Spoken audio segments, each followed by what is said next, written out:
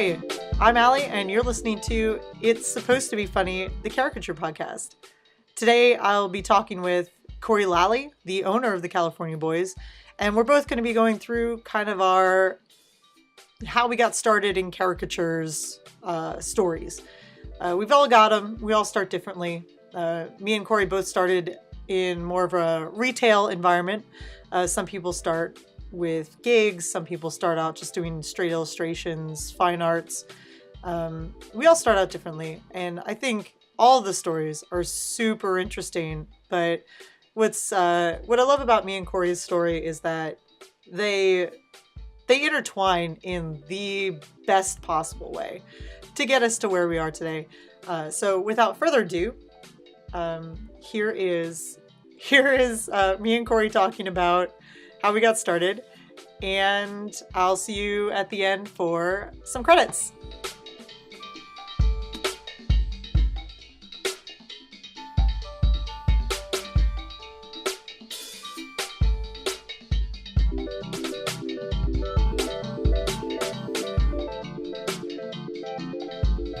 How's it going, everybody? This is so stupid. This is so dumb. I was a wee little lad. Sorry. Okay. I feel like I should tell this dramatically. You can if you want to. I'm gonna tell it like I imagine it being played. I think I'm gonna jade myself. So there's a spelling quiz I took or something in English class, and I finished it. And in my downtime, I doodled like all over the quiz. And of course, when I got it back, I'd only gotten a D. And as a freshman, if you got a D or less, you had to have your parents sign it, yada, yada, yada. So I took it to my dad so he could sign it. And he saw the doodles, and I kid you not, I was like, "Oh, where do you think this is going to get you in life? You got time to doodle all over your quiz, but you can't check your spelling." So needless to say, that's the summer I got a job as a caricature artist. And I guess I should just tell the story instead of wrapping it up there. This is so stupid. You're going to have to cut so much out, Allie. So much. So there's a little amusement park in Lancaster called Dutch Wonderland. And one day a guy named Tim Reed was drawing outside our high school cafeteria, drawing caricatures of people. And I don't even think I got drawn, but he was advertising for a job fair for a company that does art vending inside amusement parks. So I went to the job fair with my dad, all dressed up, looking fancy, brought my portfolio, and I showed up to the interview, and I pretty much applied for every position but caricatures, only to learn that the only thing they needed was caricatures. So Tim had me draw him on the spot. It was really high pressure, really shitty caricature, as I'm sure you can imagine. So I drew this really awful caricature of Tim, and I guess he saw something in me, and or they just really needed people. I don't know, but I was hired, and so I went through with the amusement parks. You go through some basic orientation, some basic training, and after about 2 weeks, I was drawing live at a little park called Dutch Wonderland with another artist named Chai, and that's where it started. It wasn't long before Tim had moved on to a different park, kind of lost our Obi-Wan Kenobi, no one to really learn from. And after a few years, it was kind of time for me to move on. It was just a summer job. I think it was my 5th year that I was quitting. I stuck around to help transition him, help hire the new supervisor, or not hire, help train, and, did some hiring, and hired a guy named Jordan Martin. And didn't really get to meet him, or even, I guess I met him, but I didn't really get to know him. There wasn't really any training. Honestly, I shouldn't have been training people anyways. I was just like, I'd been drawing for about 5 years, but it was just like a really long-term first-year artist. Pretty crappy. So anyways, I left to go manage at American Eagle for another job. And after a few, years after doing that, still satisfied, I get a call from Tim Reed, who I had not heard from since he left, the amusement park, which was after my 2nd year. And he asked if I want to come do fairs with another guy down in Florida in the middle of January. Keep in mind, I live in Pennsylvania. January is cold as shit in Pennsylvania. So yeah, this made perfect sense to me. I even had some paid vacation time, so I was going to get paid by my job while going to work at another job. So I went down to Florida, and after a year, or I went down to Florida, and after a week, I called back up, quit American Eagle, and that was the start of me getting back into caricatures, starting at fairs.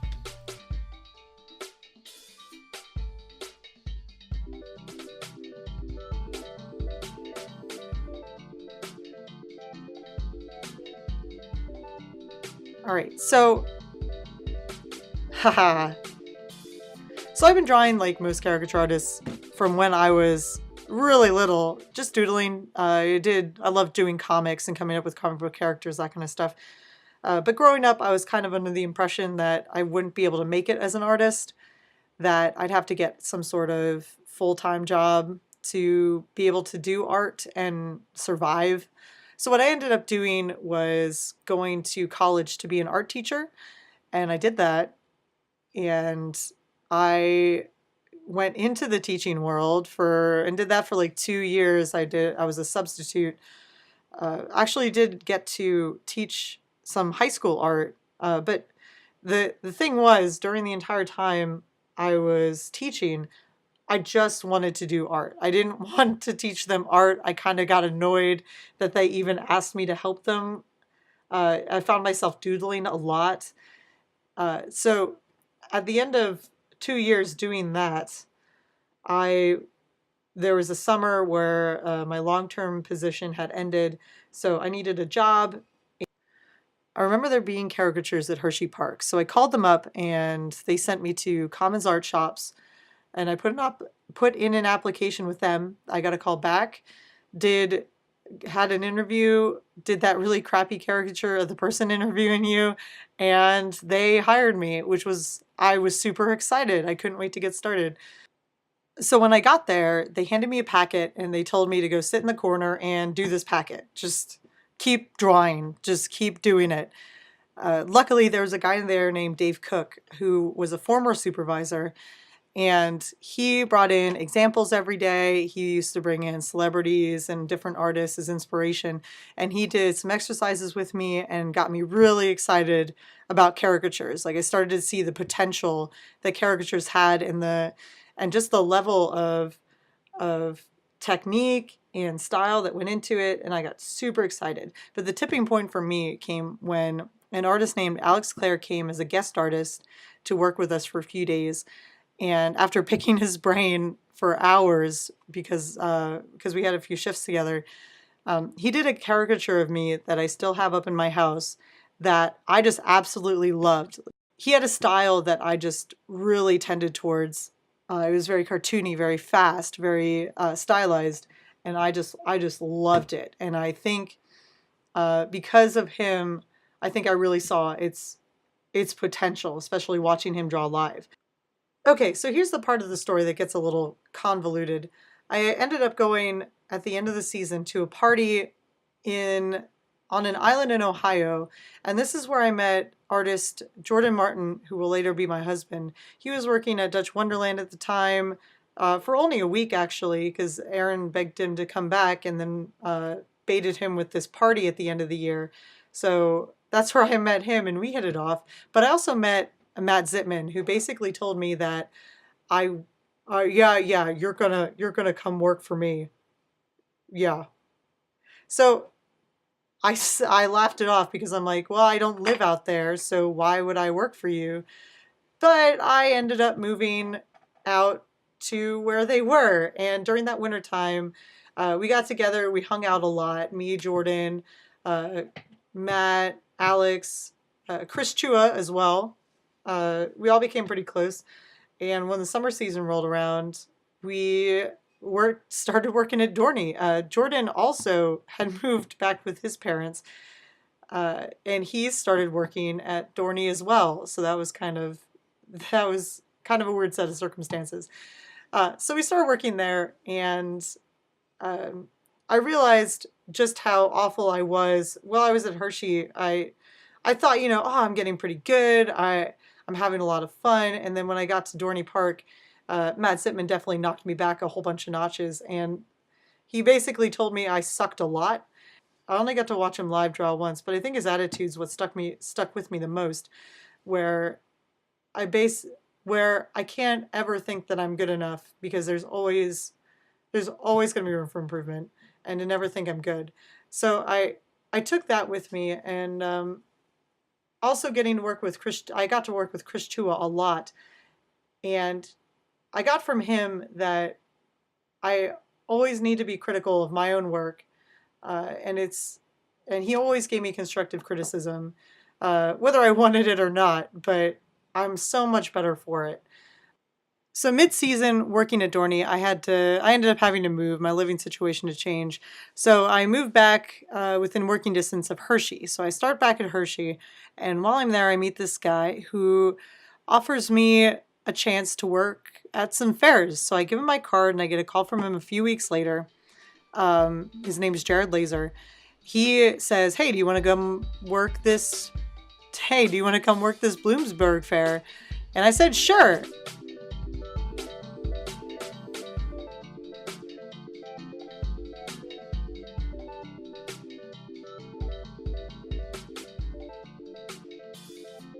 And anyways, we're doing this fair in Bloomsburg, Pennsylvania. So we've worked our way back up north.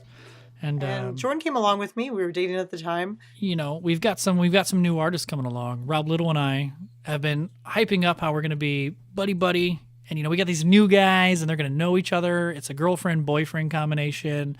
It's just going to be him and I this whole fair. And, of course, you know, these two new artists walk in. So we get to the Bloomsburg Fair, and we walk into this trailer, and there stands two artists that we've never seen before, and we introduce ourselves. Everybody does their hellos. But Jordan's got this look on his face, like, just staring down one of the artists.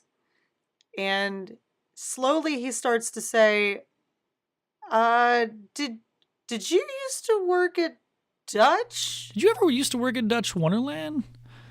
And, like, initially I was like, well, yes, but I don't know how you know that, and I don't know who you are. And the other guy's like, yeah. But I feel like pretty quickly it kind of hit me. I was like, wait a second, I know you. They get to talking, and it turns out that this guy, Cory, had hired Jordan to work at Dutch Wonderland and then left like a few days later. But they just, in this trailer, they just totally hit it off. We kicked it off, and, you know, the entire fair, we ended up being like best friends forever. Like doing the stupidest stuff.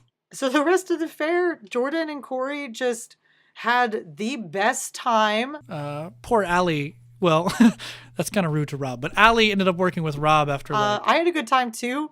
It was just me and Rob. You know, she brings her boyfriend to this fair so she has somebody to connect with, and she doesn't spend like any time with him. I lost my husband. He made this new best friend for 10 days straight.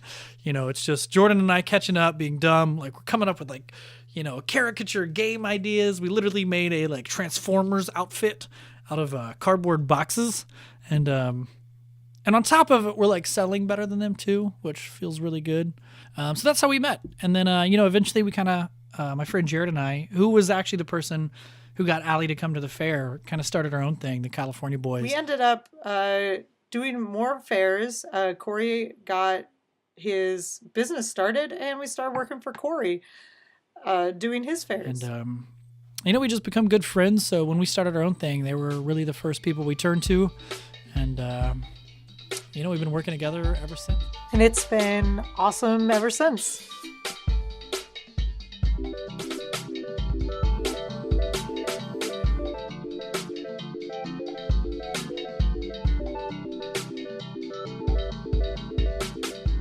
That was what, 4 years ago now? I think 4 years ago. 4 years ago. So I guess collectively, I've been drawing caricatures since 2001. The summer between, I don't know, 2001, 2002. Yeah, that's a lot of time. Had some time off in the middle, but here we are, still working strong with Jordan Martin and Allie Tome, who had this idea for a podcast. I did. What? What? Pretty good, right? That's my story. So I'm sticking to it. It's not supposed to be funny. Get it? Because that's the... Oh, wait. No, it is supposed to be funny. Damn it. It's supposed to be funny. I sent you a text this morning saying I didn't like that title, but Yeah, it's weird that I didn't get that text. Whatever. I can't believe it. All right. So, anyway, In closing. we're even going to put in closing. We're I like talking that. I like in closing. In closing. In closing? It sounds so finalized, though. I don't know if I like it or not. In closing. In closing. No, Well, we don't have a tagline yet, so.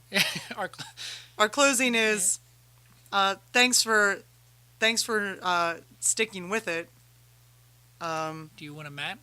Would you like a mat? That would be great, actually. We sell sleeves and mats. Would you like something to protect your podcast with? Like something to put it up on your wall? It's really nice. Ready to hang, ready to frame. Already custom cut.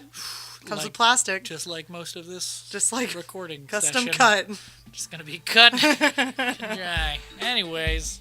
Well, next time, guys. Next time.